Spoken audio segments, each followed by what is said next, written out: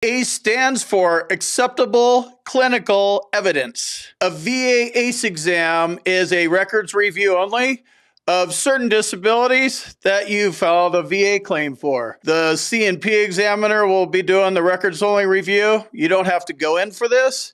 And it can't be done on all disabilities you file a claim for, some of them. So the examiner will get the order from the VA, and then he will complete the disability benefits questionnaire, fill it out electronically, and it's based on the review of your records only. So this is not an in-person exam. It's not a telehealth exam.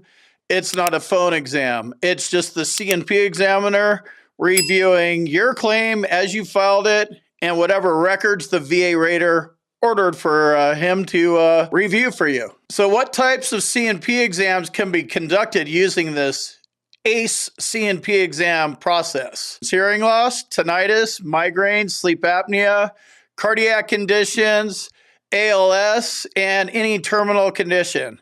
So if you think about these conditions, there's nothing the doctor's going to be able to gain by you being there and being hands-on. You know, it's terminal. It doesn't matter where you're at. Same with hearing loss and tinnitus. They're probably going to use, whatever records you submitted, whatever tests you've had, they could determine that. Migraines, we'll talk a little bit more. Sleep apnea, same kind of thing. You get the diagnosis, you get the CPAP machine. It's not like he could say, all right, apnea out on me. You know, that's not something the doctor can do. So think of it that way. The ACE exam process is not available in these categories. Examinations with necessary electronic medical records are not available for the examiner to review. So can't do an ACE exam if you can't review the records. They're not available electronically. Separation health assessments in support of IDES and BDD claims. No ACE exam there. Exams required by BVA and CAVC remands. So if you go up to the board or to the court and you take your claim that far and you're there for a couple of years and they remand you back down, they can't just remand you back down and your VA regional office is like, oh yeah, just send them to a ACE exam. You waited 5 years. They're going to give you an actual C&P exam where you go in, or telehealth or something. ACE exam can't be used for general medical examinations. It can't be used for initial and review of traumatic brain injury examinations. And they can't be used for mental health examinations. So those are a few of the things that they can't be used for. And there's more. I just wanted to give you a little flavor of when they can be used and when they can't. How do you prepare for a VA ACE C&P exam? First, you need to know that the ACE exam is a C&P exam. That's the first thing you need to be aware of. It's not going to be an in-person exam. You don't have to do anything. It's conducted by the C&P examiner, via records only. The ACE exam is a good process, so stay positive. I've actually seen quite a few of them.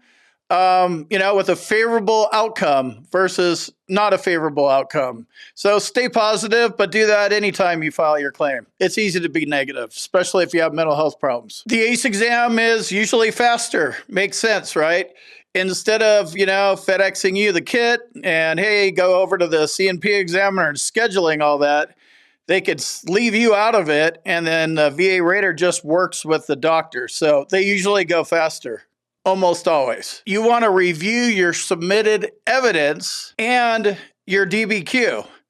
So when you were building your claim, hopefully you proved it by getting a diagnosis, have your symptoms documented properly at a nexus, and you filled out your doctor filled out a DBQ. Not you. I mean, you can fill it out and have your doctor sign it, but it's basically your doctor filling it out. So, if you submitted a claim for sleep apnea, tinnitus, or migraines, you should be on the lookout for an ACE exam because they're happening more and more. You'll know because the C&P exam paperwork that's mailed to you will be mailed to you from a private company. There's VES, LHI, and QTC are the three big ones. Migraines are the number one thing they do ACE exams on. So keep that in mind if you're filing a migraine claim. Check out my boot camp if you want to join me on a live session. If you need medical evidence, check out this email address right here.